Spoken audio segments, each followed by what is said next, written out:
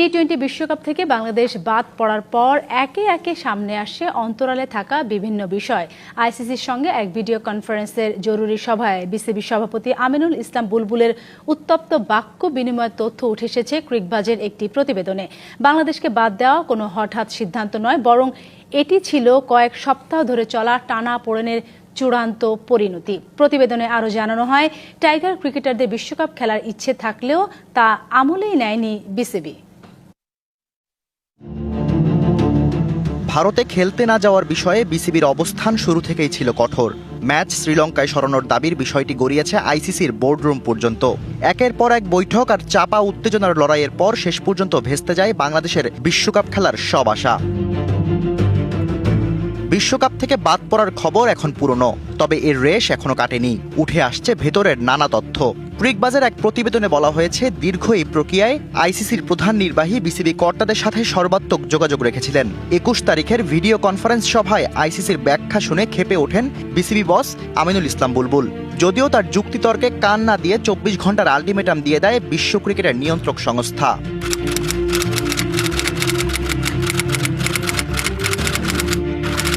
ICC সূচি পরিবর্তন না করার আরও কারণ রয়েছে।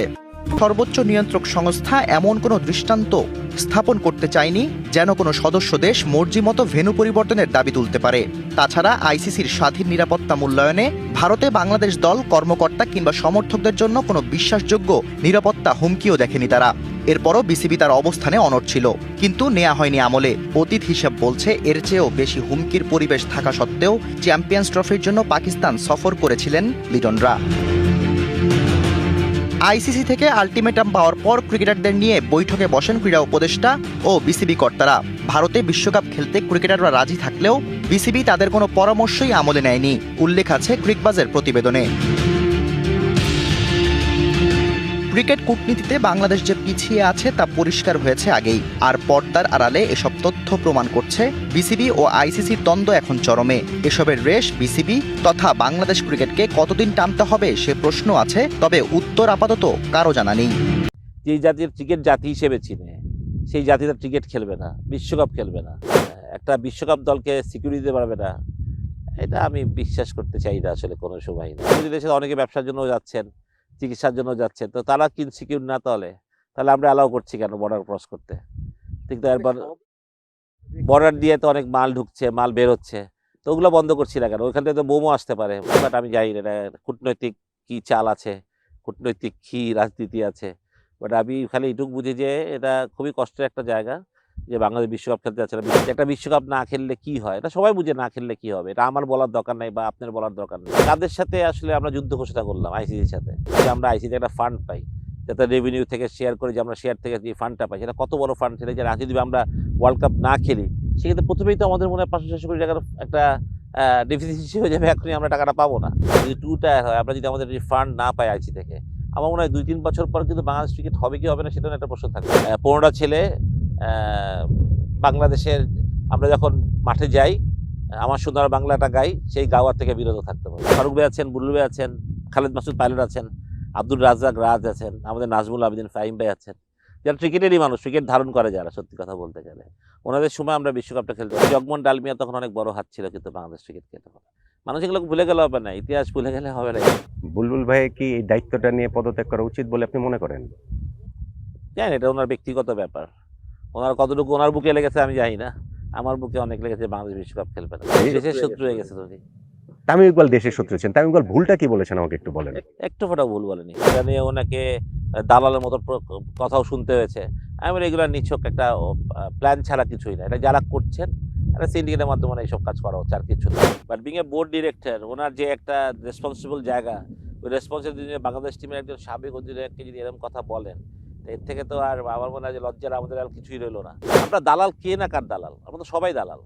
যদি আমি ওইভাবে কথাটা বলি, তো উনি হয়তো বা কারোর দালাল, উনি ওই দালালি থেকে হয়তো এই কথাটা লিখেছেন, ওই তো কারোর দালালি করছেন। তাহলে নিশ্চয়ই সাধারণ মানুষ যারা হয়তো বা বুঝতে পারছেন না, যারা আপনারা হয়তো বা আজকে নাজমুল সাহেবকে সাপোর্ট করছেন, আপনারা একসময় বুঝবেন যে জিনিসটা আসলে ঠিক ছিল না, জিনিসটা ভুল হয়েছিল, হয়তো একসময় বুঝবেন না। আমার মনে হয় না সাকিব আসবে তাড়াতাড়ি। এবং আমি মনে করি যে দেশপ্রেমের ওইখানে আমরা অনন্য দৃষ্টান্ত স্থাপন করছি, যে আমরা আমরা আমরা মাথা নত করবো না।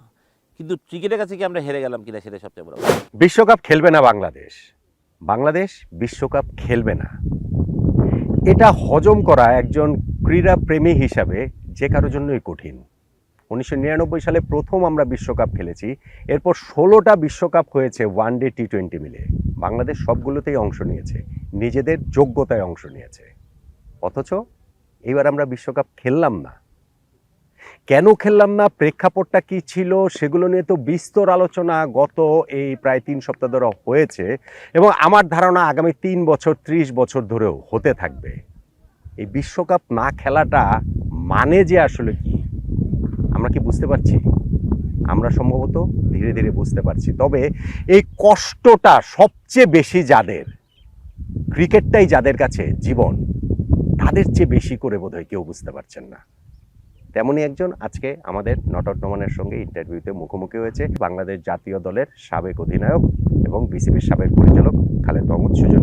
এটা আসলে কিভাবে সম্ভব যে বাংলাদেশ একটা বিশ্বকাপ খেললো না? আপনার কথাটা একটু বলেন। হতাশা, এটা তো ডেফিনেটলি, মানে এক কথা যদি বলি যে বিশ্বকাপ, প্রত্যেকটা বিশ্বকাপের আসেই আগে আপনার সবাই খেলতে যে বিশ্বকাপ বাংলাদেশ কেমন খেলবে, কোনটা ভালো খেলি কোনটা তো ভালো খেলি না। বাট এবছরটা যেহেতু সাবকন্টিনেন্ট বিশ্বকাপ, যদিও আমরা লাস্ট ইন্ডিয়াতে বিশ্বকাপটা খেলেছিলাম 51, সেটা আমরা তো ভালো করিনি। বাট তারপরে এক্সপেক্টেড নতুন কিছু ছেলে ছিল, এক্সপেক্ট ছিল বাংলাদেশ এখন one of the best bowling attack, যদি আমি বলতে পারি এক্সপিরিয়েন্স বোলিং অ্যাটাক সবচেয়ে বেশি। ব্যাটসম্যানরা কিছু দারুণ কিছু খেলোয়াড় ছিল, তারা নিজেদের তৈরি করছিল, বিপিএলটাও মাঝে চলছিল, একটা পারফেক্ট প্ল্যানিং প্রিপারেশন সবই ঠিক ছিল।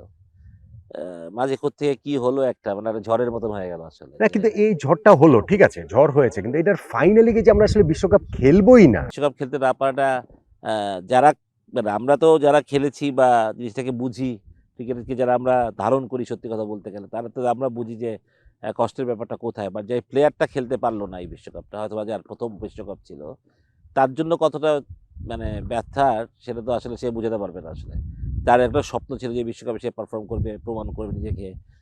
99 ওয়ার্ল্ড কাপ যখন আমরা প্রথম খেলি, তার আগেও বাংলাদেশকে আমাদের চেনাতে হয়েছে যে আমরা কোনো একটা পার্শ্ববর্তী দেশের একটা, তাকে আমাদের জিজ্ঞেস করতো বাংলাদেশ কোথায়, তখন আমি বলতে হতো যে এই পার্শ্ববর্তী দেশের পাশেই আমাদের দেশটা। কিন্তু 99 ওয়ার্ল্ড কাপ খেলার পর আর কোনোদিন বলতে হয়নি এটা। বাংলাদেশকে একটা ক্রিকেট নেশন হিসেবে মানুষ চিনে, কিন্তু ঠিক না, একটা ক্রিকেট জাতি হিসেবে বাংলাদেশকে চিনে।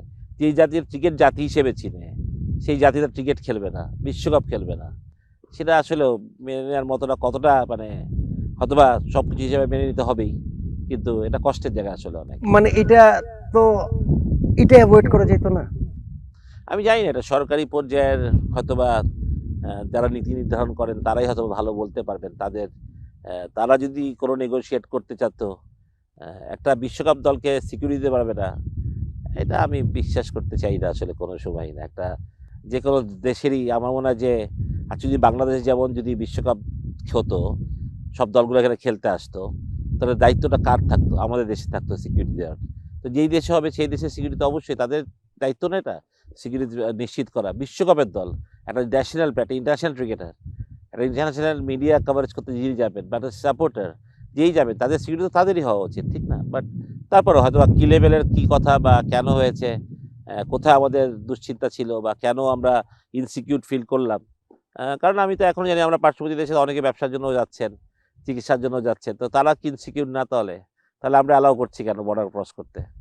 ঠিক তো, এরপর বর্ডার দিয়ে তো অনেক মাল ঢুকছে, মাল বের হচ্ছে, তো ওগুলো বন্ধ করছি না কেন? ওইখান থেকে তো বোমও আসতে পারে, অনেক কিছু হতে পারে, তো আমরা এগুলো বন্ধ করছি না কেন? আমি জানি না, বাট আমার কথা হচ্ছে যে আপনি ক্রিকেট খেলতে যাবেন, ক্রিকেটার যাদেরকে মানুষ রেগুলার টিভিতে দেখে, তাদের তো সিকিউরিটিটা কোন লেভেলের সিকিউরিটিটা সবাই জানি। ইন্টারন্যাশনাল ক্রিকেটের সিকিউরিটি অন্য লেভেলের, ওয়ার্ল্ড কাপে তো অবশ্যই সেটা আরও হাই লেভেলের সিকিউরিটি হওয়ার কথা। তো জানি না আসলে এটাই যদি একমাত্র রিজন হয়, সেটা দুঃখের। আসলে আমরা নেগোসিয়েট করতে পারি, এটাই হয়তো বা। চাল, ডাল, তেল, ডিজেল, সার, আপনার সবকিছু ট্রেড হয়। ক্রিকেট ট্রেড হলে সমস্যাটা কোথায়? আমি সেটাই বললাম, চিকিৎসা ক্ষেত্র তুমি দেখো, সব কিছুই ধরো, ব্যবসায়িক বলো, কত লোক ব্যবসা করার জন্য ইন্ডিয়া থেকে শাড়ি কাপড় কত কিছুই তো আনতেছে না, ব্যবসা করতেছে এখানে, সবই হচ্ছে। তারা তো যাচ্ছে, তারা হোটেলে থাকতেছে, চিকিৎসা করাতে গিয়ে হাসপাতালে থাকতেছে। তো আমি জানি না আসলে, আমি মিলাতে পারি না আসলে, বাট আমি জানি না এটা কূটনৈতিক কী চাল আছে, কূটনৈতিক কী রাজনীতি আছে, বাট আমি খালি এটুকু বুঝি যে এটা খুবই কষ্টের একটা জায়গা, যে বাংলাদেশ বিশ্বকাপ খেলতে যাচ্ছে না, বিশ্বকাপ সামনে, অলরেডি স্কটল্যান্ডকে নিয়ে নিয়েছে আইসিসি। সুতরাং আমাদের আর কোনো সুযোগই নেই যে আমি ইন্টারভিউর মাধ্যমে বিসিবিকে রিকোয়েস্ট করব বা সরকারকে রিকোয়েস্ট করব যে আরেকবার নেগোসিয়েশনের টেবিলে বসার, যে কোনোভাবে আমরা বিশ্বকাপটা খেলতে পারি কিনা। আমি জানি না এটা সাধারণ মানুষের কথা নাকি অনলাইনে এটা ছেড়ে দেওয়া হয়েছে যে একটা বিশ্বকাপ না খেললে কি হয়। ধরেন আমরা যারা 90s-এর, আমরা তো দর্শক, আপনারা প্লেয়ার। আমরা যে একটা বিশ্বকাপ খেললাম প্রথম 97 আইসিসি ট্রফি জিতে, সেটার মানে কি আমরা জানি। সেইখানে এখন এই আলোচনা হয় যে একটা বিশ্বকাপ না খেললে কি হয়। এটা কি অবিশ্বাস্য লাগে না? এই আলোচনা বাংলাদেশের মানুষ করে, কেউ কেউ তো করেন। মানুষ ক্রিকেট প্রেমী না, ক্রিকেট ভালোবাসেন, মানে সবকিছু বাংলাদেশকে এক করে দেয় সেটা ক্রিকেট। আমি দেখেছি এটা অনেকবারই। তো সেখানে সেরকম একটা আলোচনাটাও আসলে কতটা মানে যৌক্তিক আলোচনা, যে একটা বিশ্বকাপ না খেললে কি হয়, এটা সবাই বুঝে না খেললে কি হবে। এটা আমার বলার দরকার নেই বা আপনার বলার দরকার নেই, আমরা সবাই বুঝে কি হবে। আমরা কতটা পিছিয়ে যেতে পারি সেটা বলতে পারেন না। সবচেয়ে বড় কথা, আপনি কাদের সাথে আসলে আমরা যুদ্ধ ঘোষণা করলাম? আইসিসির সাথে। আইসিসি তো ক্রিকেটের সর্বোচ্চ সংস্থা, ঠিক না? আমরা যদি ধরেন আইসিসি যদি তাদের প্রত্যেকটা দেশের বাংলাদেশ থেকে সমর্থন করেনি, এরপর যদি এরকম সমর্থন পাকিস্তান করেছে। হ্যাঁ, শুধু পাকিস্তান করেছে। যদি এরকম হয় যে 2 টায়ার ক্রিকেট করে দিবে, এবং 2 টায়ার যখন ক্রিকেট যদি প্রত্যেকটা দেশ সমর্থন করে, যে অস্ট্রেলিয়া, এর আগে আপনি নিশ্চয়ই মনে আছে আপনার একবার বাংলাদেশের সাথে অস্ট্রেলিয়া, নিউজিল্যান্ড, ইংল্যান্ড, ইন্ডিয়া, এরা সবাই বলেছিল যে আমরা খেলবো না। একটা 2 টায়ারের একটা প্রশ্ন উঠছিল। যদি এরকম আবারও হয় এবং আইসিসি যদি এবার সেটা রাজি হয়, সেখানে যদি আমরা আমাদের বিসিবি থেকে আমরা যদি না পারি, যদি 2 টায়ার ক্রিকেট হয়, তাহলে বাংলাদেশের ফিউচার কি হবে এটা আপনি ভালো করে বুঝছেন। তাহলে যারা না বুঝতে চাবে তারা কোনোদিনও বুঝবে না, যারা বুঝবে তারা জানবে যে বাংলাদেশ ক্রিকেট কীভাবে চলে। আইসিসি যে ফান্ডটা আসে বাংলাদেশ থেকে, কত বড় ফান্ড আসে, এটা হয়তো আমরা কেউ চাই না। সারা প্রতি বছর একটা ক্রিকেট নেশন হিসেবে যে আমরা আইসিসি একটা ফান্ড পাই, যাতে রেভিনিউ থেকে শেয়ার করে যে আমরা শেয়ার থেকে যে ফান্ডটা পাই, সেটা কত বড় ফান্ড। সেটা যারা যদি আমরা ওয়ার্ল্ড কাপ না খেলি, সেক্ষেত্রে প্রথমেই তো আমাদের মনে হয় 500-600 কোটি টাকার একটা ডেফিসিট হয়ে যাবে, এখনই আমরা টাকাটা পাবো না।